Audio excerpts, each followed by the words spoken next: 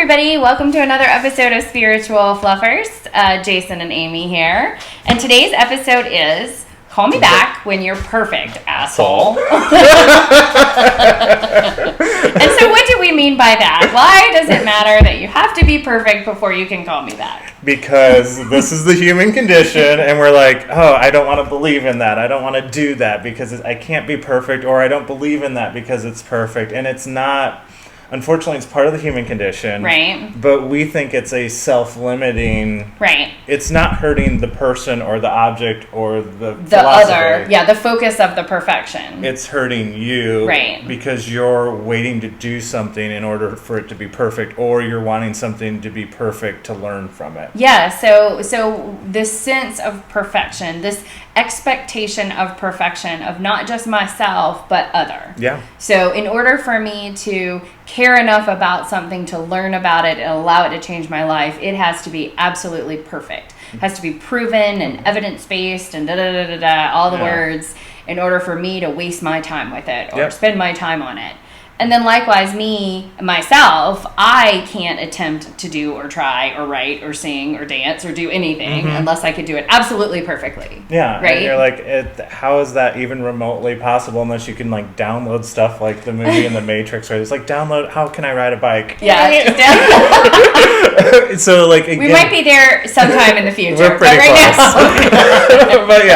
now. But yeah, I mean, like people are doing it where they're just, and also, if you're doing it to the Bible or another philosophy, or to a leader or to a company, then it comes back and boomerangs to you and makes it harder for you to do something. Right. If you're having that level of expectation of other, then you're actually, what you're expressing, your expressed level of expectation of other is actually a manifestation of what you're expecting of yourself. Yep. Yeah. 100%. And actually, probably the best example would be beauty with like Cosmo. As soon as you start judging people as beautiful, all the magazines, all the fashion magazines, you start looking at your own flaws and oh my gosh, please don't do that. Like, oh yeah, those magazines have likely ruined the lives of many young women. Yeah. I mean, over the years. And they're comparing them to like an alien. But it's also just that toxicity, and also you do see it with gossip, just even everyday gossip, where you're like, oh, that person wasn't able to ride a bike perfectly. Let's talk about them. Or that person made a mistake. Or like even when we're out, just with our friends, if somebody wears a shirt, that doesn't look right or is not tucked in right or whatever, you know what I mean? And little tiny flaws that we want to point out.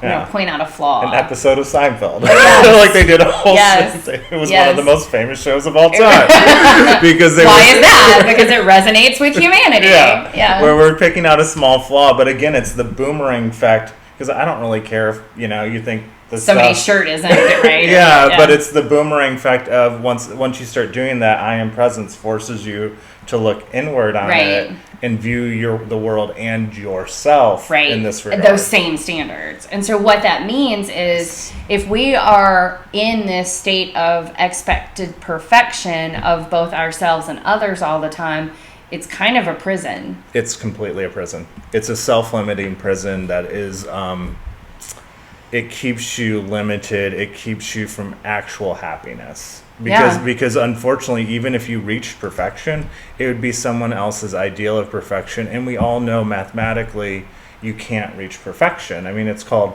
perfection. Right. So you've got this constant treadmill that you're not even going to the destination point, because on an energetic and mathematical level you can't frickin' reach that. There's no such thing. Yeah. So but it's actually it's an infinite seeking. It's the forever path, the endless path, and path. And you can play that game. We just don't think it's okay if you want to play that game. I mean, we have no judgment. I mean, that's one thing here. I mean, we just like to talk about these things, and we like to help people understand maybe what you're going through, if you're feeling or experiencing it, or even help you to think about something from a different perspective to open up. But there is no judgment here. No. Everybody is walking their own soul path in their own incarnations and their lives. And, if you've chosen a life of severe critical self-thought and critical thought of others, That's your choice. Yeah. We're just trying to say that it actually is very limiting. Yeah, and it hurts you more than it actually hurts the other people. And unfortunately, it's very addictive. Gossip. Yeah, talk a little bit about that. So, for those, like I was born, raised as a young child with a very high level expectation of perfection of myself. Yep. And for a little while, it meant I would be terrified to try anything. Yeah, because... And that became a habit. Addictive. Yeah. It becomes addictive because, again, energy, and this is interesting, energy, like we can't tell, like our brain can't tell the difference between anxiety and excitement. Our brain really is just at the base level. It's an information processing unit. Yeah. Yeah. And it triggers the chemicals that react to that process. So fear, anger, anxiety, all of those trigger the same hormone. Yep. It's cortisol. Yep. You know what I mean? So they don't know the difference. It's on a lower level usually, and love's actually a complex emotion, so it's harder to actually feel that. That's why you have empaths, like they can really, especially when they're just starting out, they're just only feeling the lower level vibes. Yeah. And they're usually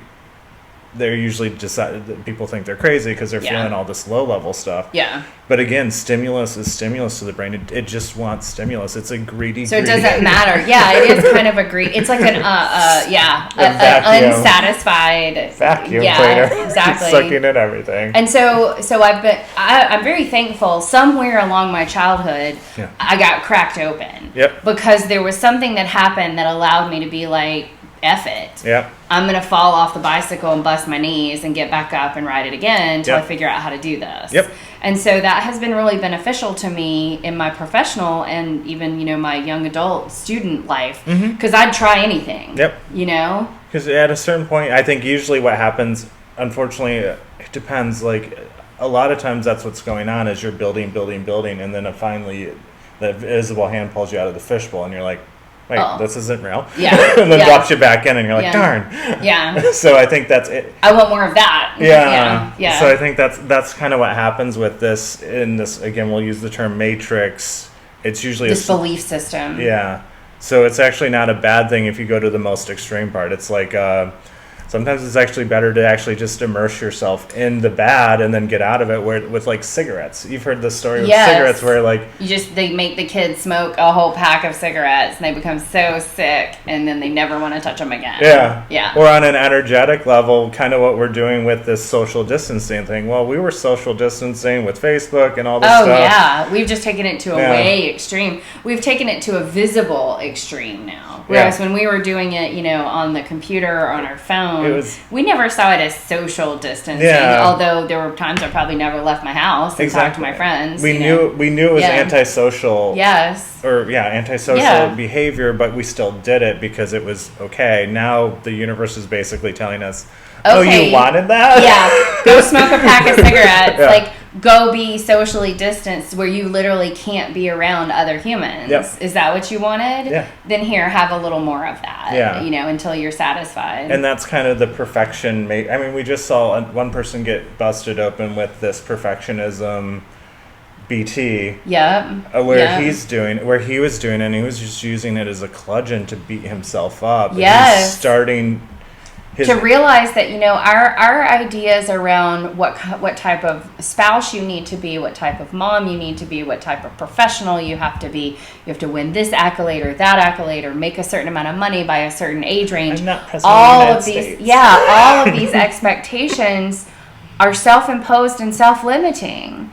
And there's this amazing life out there that you could live that would actually be quite fun. Outside of all of these rules and regulations. Well, and you actually influence people more when you don't accept that reality, I believe. Like, what do you mean? Say, my friend who had Lou Gehrig's disease, she had Lou Gehrig's disease. Her life was very short. It was brutish. It was not happy. But she affected my life far more than any president of the United States, any philosopher, any mathematician, any CEO. Yeah. And that's kind of everyone on an individual level. We affect each other far more than we think we do. We just don't give ourselves credit for it. It's true. We just like to be like, I could have done more if I was president of the United States, or I could have done more if I was the CEO. Well, and I bet all of us have in our lives a story about this free-spirited person. You know, there's always whether it's a crazy aunt or, Well, we call them crazy. We call them the crazy aunt. That's right. You're right. I just did. But that's it. But there's always somebody in our circle. Maybe it was a teacher that was a little quirky or, but there's somebody in your circle who is just living their life. Yep. And they don't care what anybody thinks about it. Well, and they are probably some of the happiest people on the face of the earth. Well, and unfortunately, a lot of times we'll have a very strong visceral reaction, especially if we are a perfectionist and we're suffering from that. We'll have a strong visceral reaction to them, and not in we think it's negative at the time we meet them because we're like, that person's freaking nuts. Yeah. But it's really like your brain actually saying, hey, remember this, and hey, maybe you don't need to be completely like that, but you might want to adapt some of that. Right. Because memory, that's basically what memory is. It's basically like, remember this is important. Yeah. This will help you. But in our putting the fun back in fungible, when we talk about memory, you can rewrite some of those memories to make sure that they're not continuing to be limiting on you. That's important. Or you can say, oh, this memory, I don't need to toil in anymore. I can actually learn from it and move on. So we have this construct of perfection that we put on ourselves and we impose on others, and it limits us from being fully human. Mm-hmm. And what does that mean? It means we don't I don't try to sing when I really want to sing. Mm-hmm. I don't try to start a new company if Draw. Me personally. I have a child who is this amazing gifted artist, and she loves to shame me into being a horrible artist. And so I truly, I'm like, well, I might as well not even doodle on a piece of scrap paper because I'm not an artist. It's not perfect. And it's true. It's ridiculous. I should be able to doodle on a piece of... Who's ever going to see my scrap paper? Even if they do. I saw your pictures. They suck. Oh, no, I'm dying. No, nothing bad happens if you do this. It's true, and I actually feel it feels good to do the doodling, to do the drawing. So it would be best if you could find spaces in your own life where you can have a little something that you just venture out and do. Mm-hmm. And who cares what anybody thinks about it? And we're talking about that with accessing child self and just doing, like, a child, like, if it falls off a bike, it gets back up. It goes, oh, okay, this is awesome. It gets back up. The adult mind, the perfection, the mind seeking perfection. The one who's addicted to perfection thinking.